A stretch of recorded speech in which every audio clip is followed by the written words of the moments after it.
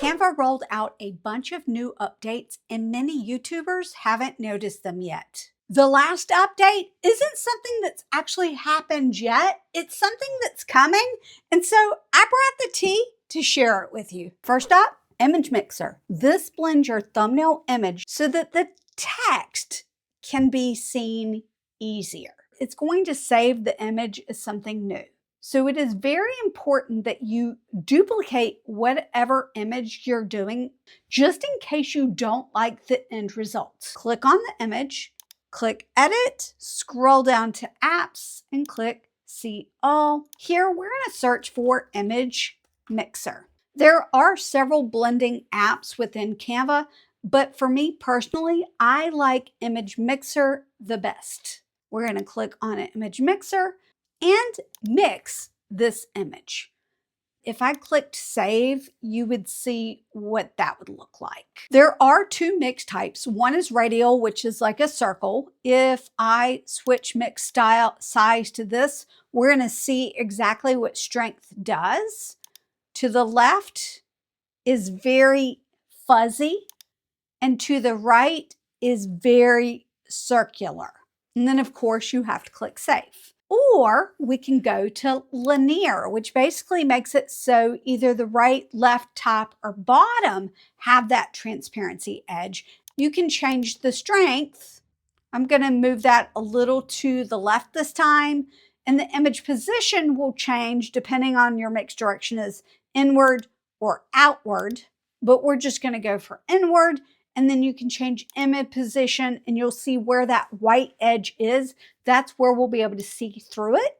That one's sort of at the bottom and that one's at the top.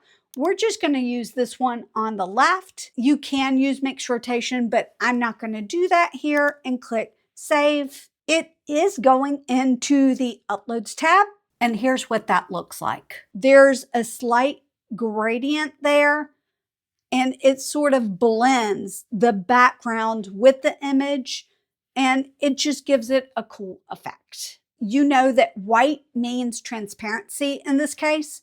So for example, this photo is white. If I try to use this feature on this, it's very difficult for me to see because this image is white. So it's kind of, you have to guess. It's important to know that once you save it, oh, that's actually pretty cool. Once you save it, it saves like this. You can't get it back except for to do an undo. Now that we have looked at feature 1, let's go look at feature 2. This one's also really good for YouTube thumbnails. Unlike Image Mixer, this is not going to affect the image like destructively. Click on Apps and type in BGradient. That's all one word. There are several gradient types, but we definitely want the one that says BGradient. There are several gradient styles. The one that I personally use, and the only one I really recommend, is this one on the end. You're probably going to be like, Jennifer, what did you do? Because it really is that subtle. The most important thing to know is that you do need to change your width and your height anytime you make a BGradient. So for this, we want it to be the same size as our thumbnail. I just plugged in some numbers that are that 16:9 aspect ratio. And now we're going to click Add to Design. Now we're going to take this and just put it right over this image.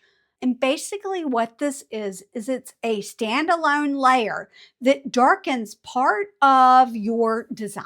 Whether that's a YouTube thumbnail or an image that you want to put into a video, I think it's a really subtle way to add some depth and some dimension to your images. Before, after. The reason why I like it is because I think sometimes it can help improve readability on a YouTube thumbnail. So the good news here is that when you click this layer, and it is a separate layer, you can adjust this by clicking Edit. We've got the gradient style that you could change. For example, this is what this one would look like. I wouldn't recommend this for a YouTube thumbnail or this one, and you can see why. There is no color option here, but the good news for you is that I'm really good at what I do, which means that I've got a workaround for you. If you want this to be a different color, and I'm just going to change this to white so that we can see it, then what you would do is download this page as a PNG with a transparent background. And I'm going to bring that back in. Click on edit. Now, before you go and think, oh, I can click adjust and then change the color there, that's not going to work because there is no color option. And tint and temperature doesn't work here either. If you scroll down to effects for duotone, for some reason these aren't popping up for me, but I think if I click something, yes. Do you see how it's very subtly changing the colors here? That's something to consider. As of right now, the time I'm filming it, those two features are completely free. But the next one is part of Canva Pro or one of the paid options.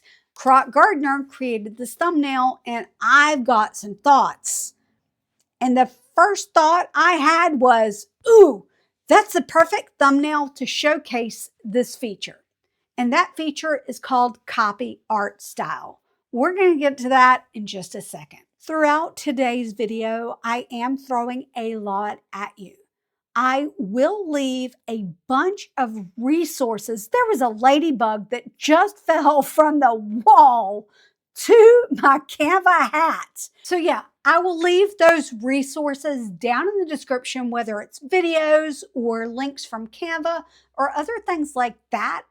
All right, back to the lesson. Copy art style allows you to copy the art style from one element to the other. This does take a minute, but it is a pretty cool effect. Do you see what happened?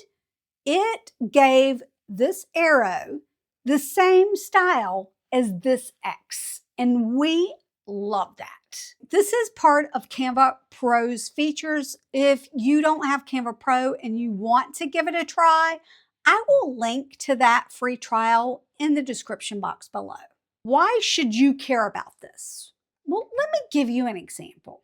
Do you see how this element is 3D and this element is not? So let's say that we want both of these to be 3D. We click on this one and click on Copy Style, which is going to copy that art style. And now we're going to paste it on this red one. When it gets done, it's probably going to turn this green and it's probably going to give it like this 3D look. So let's see. Up. Oh, it didn't turn it green. I've tested this a number of times and it has always turned it green.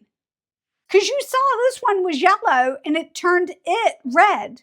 I really hope that they're working on it to even make improvements so it will do things like this, because when I click this, you'll see that it still says that it's yellow, which means that I can't really change the color of this now. But will it keep it green and flat? It turned it red and flat. That's exactly what I thought it was going to do. If I change this, see, that's pretty close. That's close. Yes. So my wish is going to be that when we do copy art style, that the color would remain the same, potentially, so that we can change the color to be what we want. The other thing that's really important to know is copy art style is part of Canva's premium AI tools. And we're going to talk about premium AI tools a little bit later in the video. I've got some tea. The next few features are going to be ease of use. These are things that make our life so much easier within Canva. I've got all of these things grouped together, which basically means that I can size and move around everything all at the same time. And last month, I shared that we are able to edit within a group without having to ungroup it, which is great. Because what if I decide I want to change this X. Maybe I want the X, instead of it being white, maybe I would like for it to be black instead. Before, I would have had to ungroup it and then click on this and then make the adjustments. Now I can just click these things and make the adjustments there. I'm going to click undo because I really want that to stay white. But the new thing is that we can actually ungroup things that we no longer want within this group. So let's say that I no longer want this Canva to be within this group. Then I can just click the one thing and then click ungroup. And now I can do whatever I want with this, and it's not going to move with all of these designs. That's not actually what I want, so I just clicked undo with my mouse so that I could get it back grouped with everything. That just made my life as a designer of YouTube thumbnails so much easier. This next thing, we need to go back to the Canva homepage because it is within Canva Docs. And you might think, why do I need Canva Docs as a YouTuber? Well, you might be creating a freebie for one of your videos for people to download a PDF. Basically, Canva Docs typically is a scrolling document. This is great for online things, but sometimes we want a one-page design. What Canva's done is given us page breaks. How you get the page breaks is to go to File at the top, and you're going to see it says new here, Page Setup. You've got several options. This page less, A4, and when I scroll down, you're going to see where the page breaks actually go.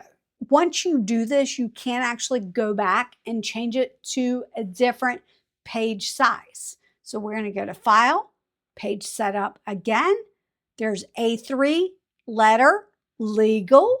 If you are going to design from scratch, I would change the page setup to A4 or whatever page type you want before you start designing. Basically, it's just easier to design everything when you know where those boundaries are instead of having to rework everything. Sometimes you just need to delete things, so we're going to click these three dots and move this to trash. This new ease of use feature is that we can now bulk do things in the trash bin. I know you're going to think, why didn't we have this before? I don't know, but we've got it now. To find your trash, you're going to click this button right here, which opens up this menu. Scroll down and you can see trash. Previously, we had to go in here and click the three dots and delete it from the trash. Now, we can left click and highlight more things than one and choose to restore them or delete them. The other thing that you can do is bulk empty trash by clicking empty trash. I'm not going to do that because there's some things here that I may not want to get rid of quite yet. You have 30 days to restore things from the trash can. After that, it gets deleted. If you can bulk delete some items that you know you don't want, then why wouldn't you? It's a great feature. It's almost time to spill the tea, but first, I'm going to share a huge public announcement that Canva made recently and what I think it means for Canva users in the future. Canva recently publicly acquired Mango AI and Cavalry. I always appreciate it when creators that teach me stuff are honest and be like, you know what? I'm not sure. What I can tell you is my best guess. These two companies basically are focused in AI video and advanced motion graphics. I don't have all the details, but what this does signal to me is that Canva is serious about things like animation and video, and this could potentially help us in the future on our YouTube channels. I don't have any inside knowledge because if I did, I wouldn't be sharing this announcement, right? Because I do have an NDA with Canva about things that I hear from my Canva team that are sent to me in that official capacity. But Canva Create is coming out in what, April? I wouldn't be surprised if some of the big announcements weren't around these two companies and the features that Canva's either releasing or going to be releasing. That's just my gut instinct. And now, the time that we've all been waiting for, I'm about to spill the tea. And if I'm being honest, I don't know if I'm allowed to share this. You know what? I'm going to ask for forgiveness instead of permission. I'm just going to share it. I do want to share with you a snippet of a video that I shared probably in December. There are things within Canva that Canva calls AI features. Then there are premium AI features. We already know that we are limited in how many videos that we can create with Google's VO3 right within Canva. What I didn't know, and what I'm guessing you didn't know, is that a lot of the other premium features also have limited access, even if you have Canva Pro. Canva only states that those of us on Canva Pro have high AI access, but it doesn't define what high means. I understand that these limits are necessary. I do. What I don't understand is why we don't have transparency in what those limits are. Not real happy about it. And again, not that there's a limit. I'm not happy that there's no transparency about it. What I believe happened is that many people voiced these same concerns in a respectful manner, and now Canva has responded. I got an email, which basically started off with, as AI becomes a bigger part of how people design in Canva, we're making some updates to how AI usage works. Because you, meaning me, use AI features regularly, we wanted to share what's changing, what to expect, and how you can stay on top of your usage. Sounds promising. So, what is new? From March 16th, 2026, which, by the way, as of the time of filming this, we're not there yet. We'll begin rolling out. I think rolling out is the key term. That means that not everyone is going to get this on March 16th.